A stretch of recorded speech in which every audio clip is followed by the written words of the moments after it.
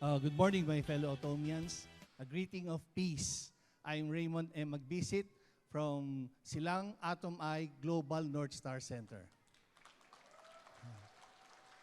I will be sharing why will I stay with Atomy. But before that, I'd just like to give you a brief background. Before knowing MLM, I was a bank officer, and me and my wife also had traditional businesses like in our place in Los Baños. In 1999, I was introduced to network marketing. That's when I was introduced to the words of leverage, passive income, financial literacy, financial freedom. It appealed to me then. It was the same as Atomy. We were required to change our shopping habits and also to patronize the products of the company. So I thought then it was very simple. Madali lang yung business. But the marketing plan was different. We were asked to sponsor 9 people, the 9 will have 6, and they will just consume 1/5. Little did I know that it was very hard because we were dealing with people. Noong ko na patunayan po na maraming na nakatira sa Pilipinas na hindi Pilipino, marami po Indian. Yung oo, hindi. Yung hindi, hindi. At saka yung titignan ko, hindi pa rin. So yun po yung naano ko. So after that, naging journeyman po ako ng network. Then I stopped in 2011. We were in debt kami na mag-asawa. Tapos po, napilitan yung wife ko pumunta sa abroad.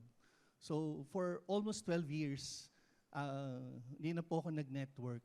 But in October po last year, a friend of mine, now Diamond Master Manny Ruiz, ito po siya. He posted this video po ng na naka-gloves. Sabi ko, okay yung gloves na yun . So tinawagan ko agad siya, sabi ko, magkano yung gloves? Tapos sabi niya, sinabi niya yung presyo, tapos sumali ka libre. Sabi ko, bakit hindi mo sinabi libre? Kasi for the past few months, he was posting different products, pero hindi niya ako mini-message. So nung nakita ko yung gloves, doon ako nagka-interest. And the rest is history po. So nung May 31, naging sales master kami ng aking daughter po. So salamat po sa sponsor. Kaya po, kailangan lagi nagpo-post at follow up yung po yung .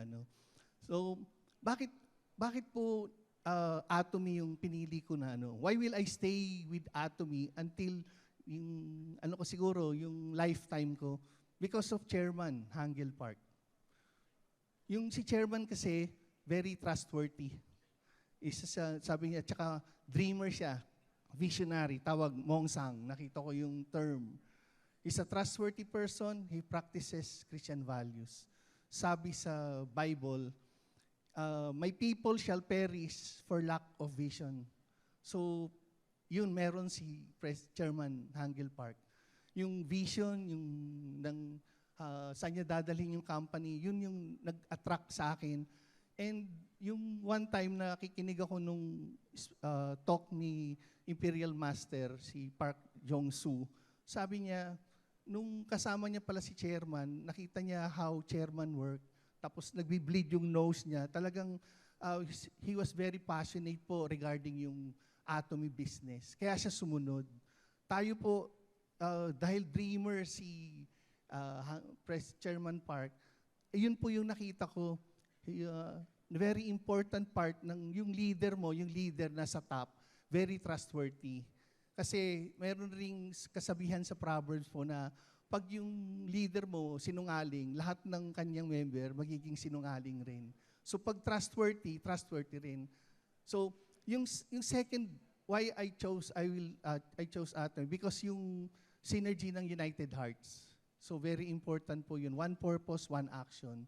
Tapos po yung mastige na strategy. Yung pinagsama po yung absolute price tsaka yung absolute na product. So very important po yun, yung tinatawag nila sa Atomy, the genius of and. So ang last po, yung Atomy po, bakit ko siya pinili? Because Atomy is a gift.